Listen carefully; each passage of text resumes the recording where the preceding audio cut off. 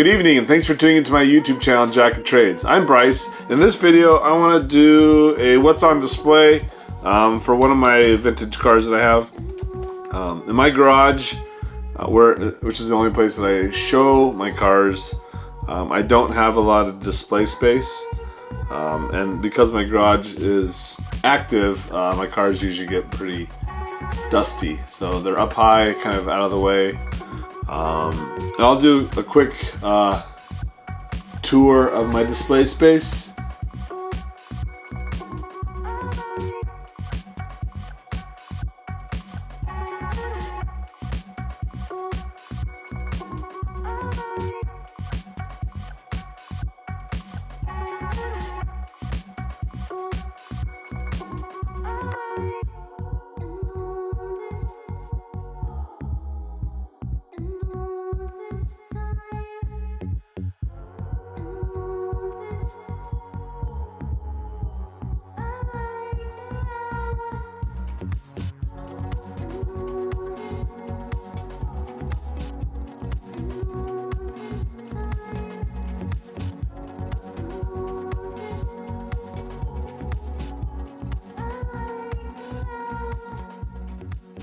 So now that you've seen kind of what I have on display, I'm constantly changing out these cars just depending on what tickles me at the time. I've got those trucks above the garage door, then I have basically a shelf mounted to the wall that's towards the ceiling with my other cars, and I got another shelf with some buggies. In this video I wanted to share one of my vintage cars, and as you can tell, this is a gold pan RC10. I didn't grow up with RC10s. I always coveted the RC10. It wasn't until my adult life that I actually went out and bought a used RC10.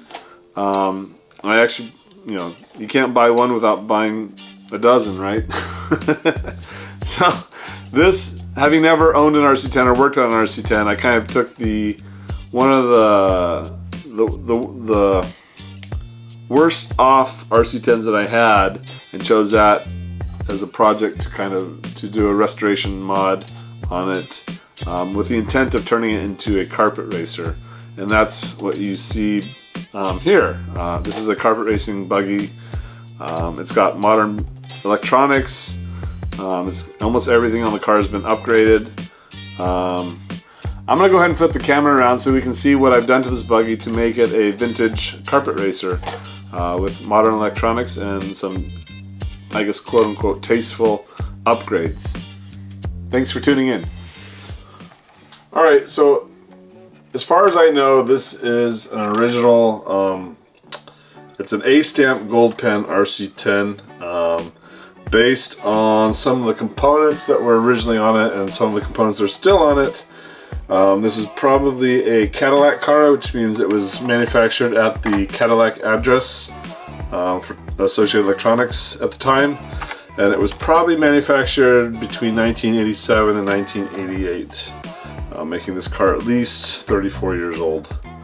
I realize these buttons are actually on backwards, but they're a pain to flip around. That's how it came. This is, I don't know the name of this body style. Maybe if you know, go ahead and comment below. But it is an Andes RC painted body, and he signs all his bodies. The original signature was along here, but it's started to wash away. So we'll keep. It's kind of a classic vintage style body, and he's known for his bodies, as well as some of his early, he actually used to manufacture parts for the RC10. And on this car I actually have, the front and rear arms are Andes RC arms. So here's my vintage racer, carpet racer. So I guess we'll start from the front and work our way back. The original RC10s didn't come with bumpers, so this has an aftermarket bumper, a vintage bumper. I tried to keep it as vintage as possible. I'm running the original shocks, which are bottom loaded, and they don't have the slots for the bottom caps for removing the springs. And this kind of helps date the car. I'm running J Concepts wheels. So J Concepts are big RC fans, so they're still manufacturing kind of reproduction hop-ups. So it's J Concepts wheels, J Concepts carbon fiber. Actually, this is an FRP.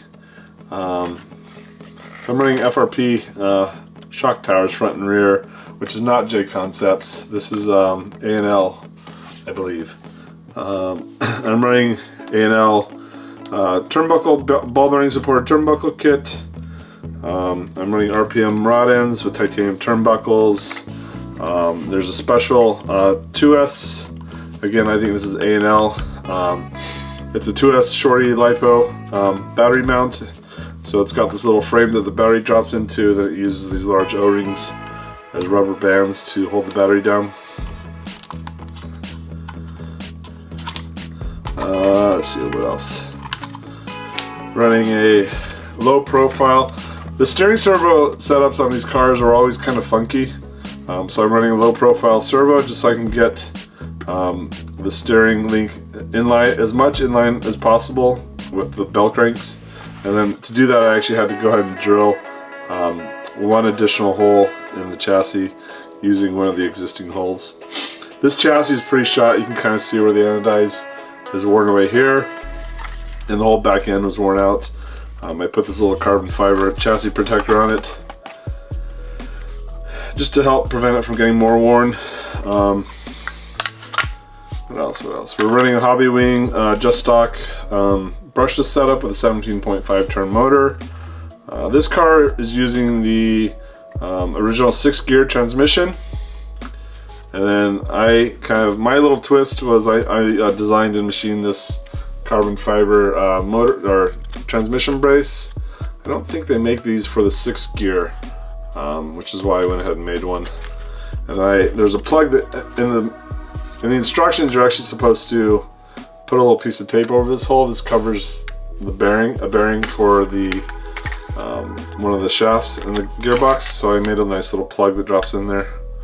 I think that, I don't remember if that is inserted from, I guess it's inserted from this direction. It's just pressed in.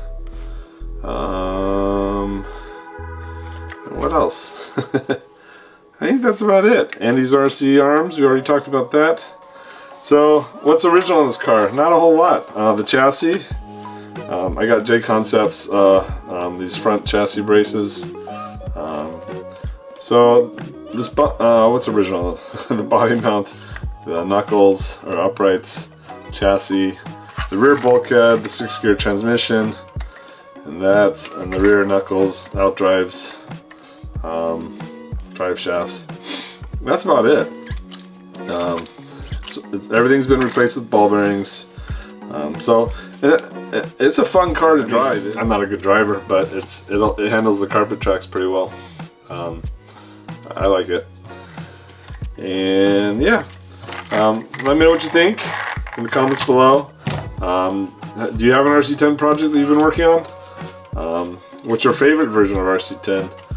So, yep, that's all I got. It's a short video. I just wanted to share. Thanks for watching, and have a good one. Bye.